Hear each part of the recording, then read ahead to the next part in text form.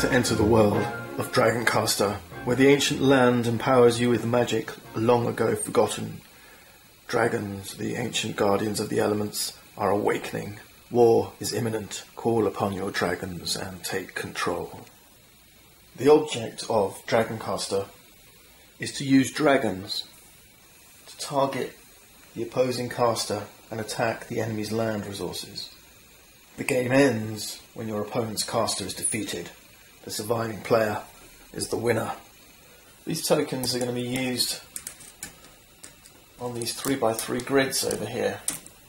And what I'm going to do is I'm going to set up a game and we'll learn to play as we play. The rest of the components are cardboard counters. These are the mana tokens. They're good, thick cardboard. I'm really impressed with the quality of the components in this game. Each player starts with 27 dragon tokens, 9 in 3 different colours, red, green and blue. Those red, green, blue colours reflect the different colours of mana that are available. We have earth, wind and fire. These dragons are what you're going to be controlling and sending out across the board to try and destroy your opponent. 9 is your strongest dragon, 1 your weakest. But each of these dragons also has 2 different sides. You can see the blue wind dragons here. We have a side that shows a blue dragon and one that shows a white dragon. So the flip side to the water dragons is the cloud dragons. Flip side to the earth, the green ones are vine. And the flip side to the red ones, the fire dragons, is lightning. And whether you use the main dragon type or the subtype, you determine that when you cast them, when you place those dragons on the board. And when these dragons absorb mana, they can use a particular power, and depending on which type of dragon is cast, determines which type of power they'll be able to use. I'll show you this as we get into the game. These are mastery tokens, and they're going to give you kind of special effects that you can bring into play on each turn, and they all get placed in this special Dragoncaster drawstring bag.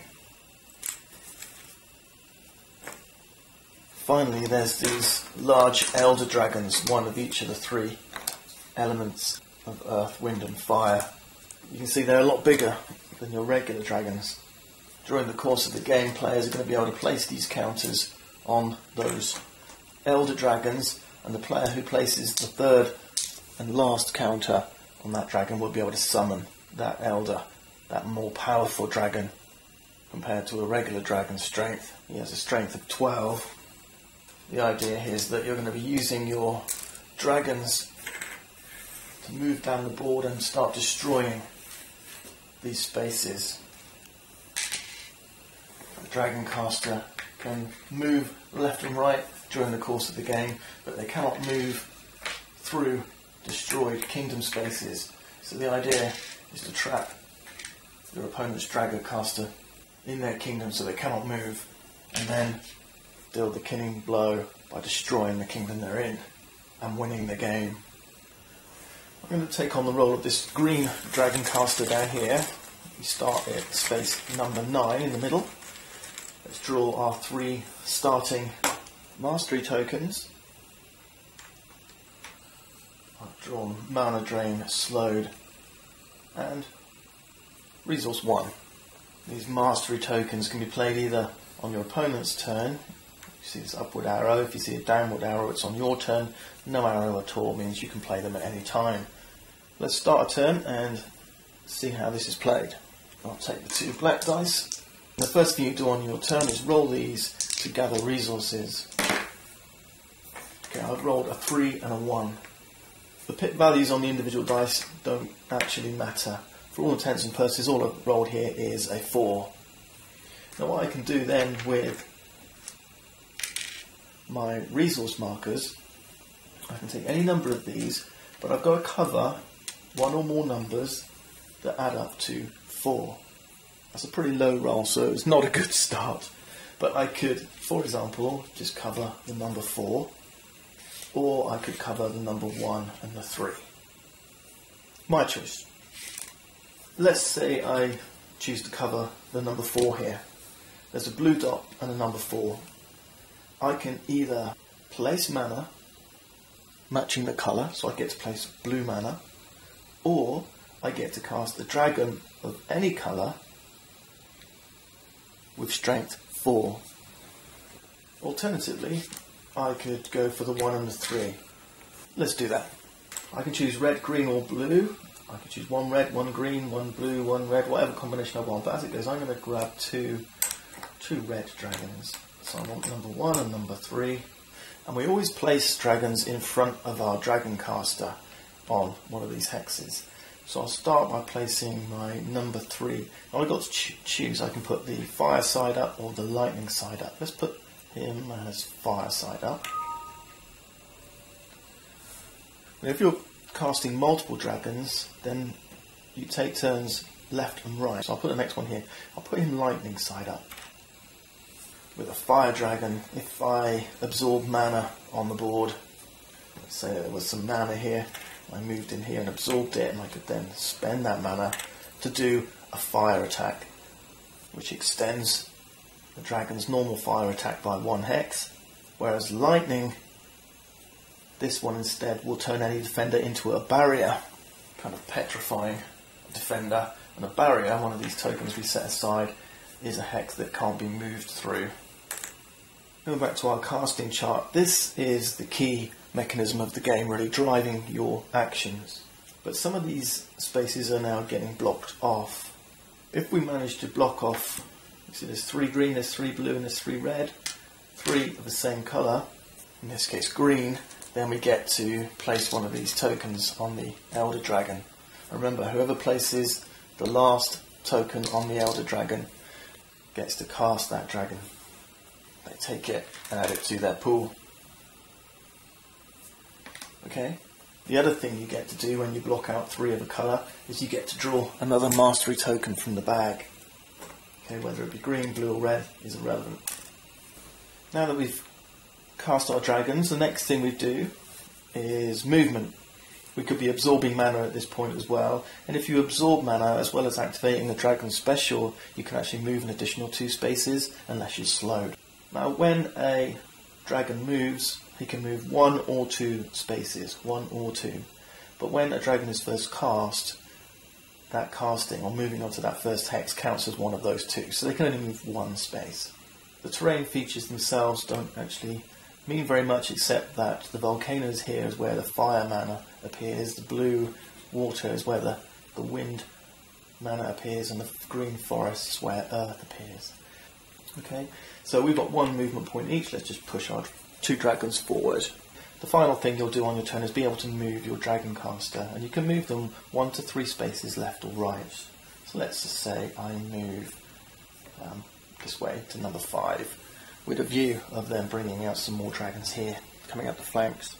Now it's my opponent's turn. Do you want to grab your starting mastery tokens? So it's 3 from the bag. Okay. Okay, so you've got Flip Die, Mana Master, 3, and Kingdom Defense 3. when a player draws Mana Mastery, they have to place one of these tokens on an Elder Dragon. There we go. Okay, all you need to do then is roll your dice for your resources. You rolled a 7, that's a pretty good roll. I'm going to put 1 on 4, 2 and 1. Alright, and are you placing mana or casting dragons? Casting dragons. I'm going to put my fire dragon here. Alright, so you've got a strength 4 fire. Remember the main side, the front side with the fire on, they're more aggressive. I'm going to have a attacking wind dragon here. Okay. And a defensive earth dragon here. Okay, so the flip side's a more defensive side rather than the more aggressive attacking side.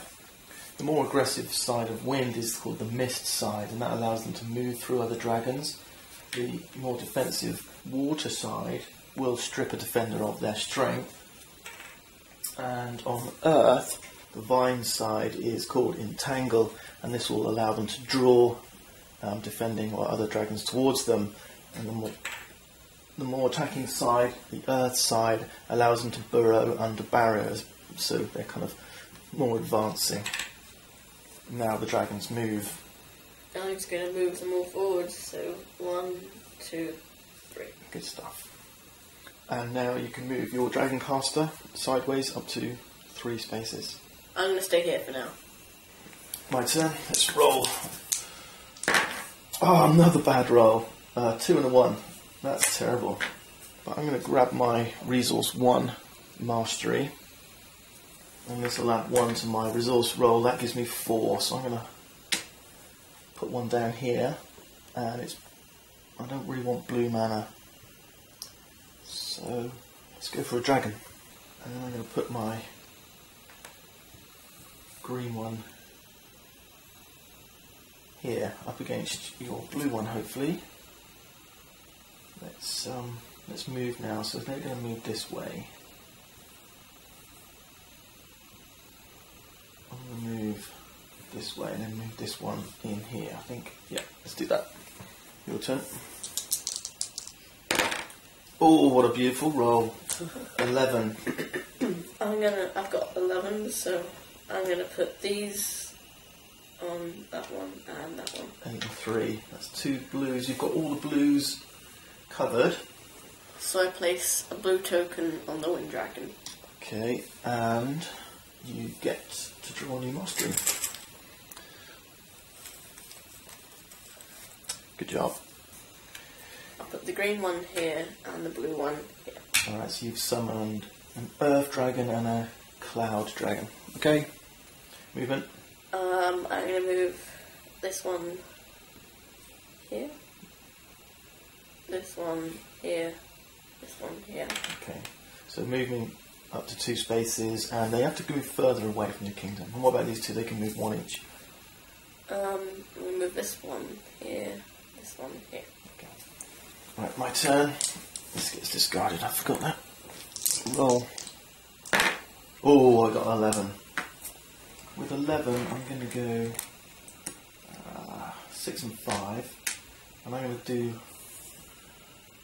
do some mana placement. And 6 and 5 is green and red, so I'm going to grab a red and a green, and I can place these wherever there's a red or a green dot. So with the green one, I'm going to place it here, and the red one I'm going to place here. And then we do movement. So my green dragon's going to move over here and pick up that mana. I'm going to have this guy move here and pick up that one, and this guy I'm going to have move up here. I was tempted to move across here because then I'm kind of got a free run, but I want to cover up that green space here. But then what I'm going to do is I'm going to absorb this green mana, and that will allow this dragon to move an extra 2 spaces. We're heading up. And then I'm going to move my caster back this way. I think your turn.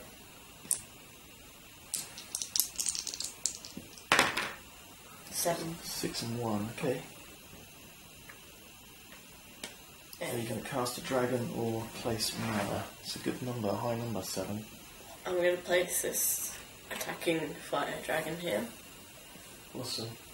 Okay, that's a straight 7. I think that's the toughest one on the board now. It's a good use of your high numbers. Well, I'm going to cast this slowed mastery on this number 7 dragon, and that will mean he can only move 1 space each turn. I'm going to play cast shield, which blocks. Ah, okay. Alright, fair enough.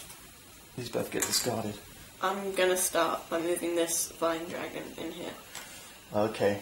We're going to do the combat once you finish moving, but as soon as you enter a space with another dragon, you have to stop.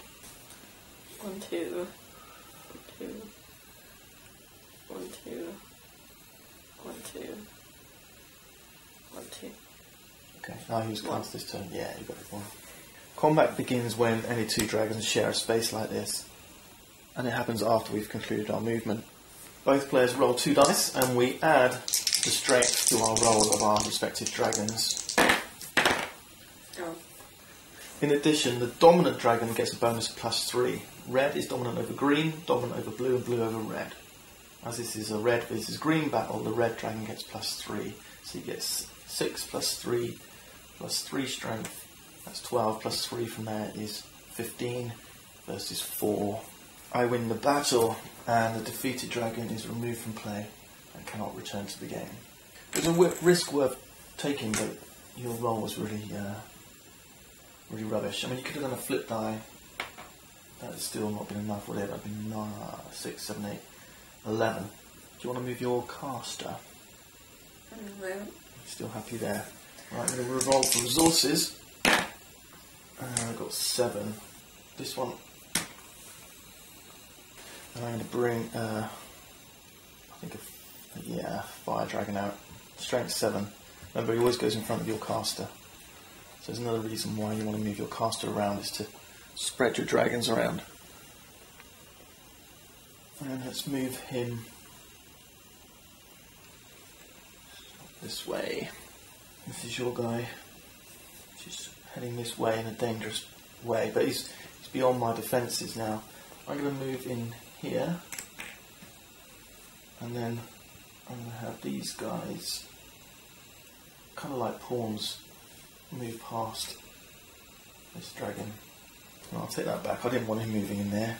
I forgot he's a lightning one, not a fire one. So instead, I'm going to use my mana to do a range 1 lightning strike on this guy.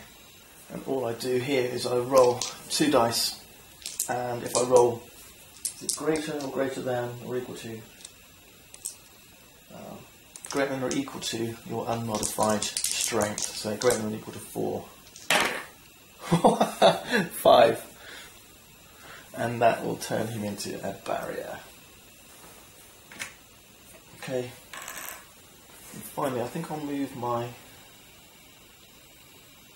caster back 3 spaces this way. I want to do something about that thing. Okay. It's not a thing, it's a dragon. Your turn.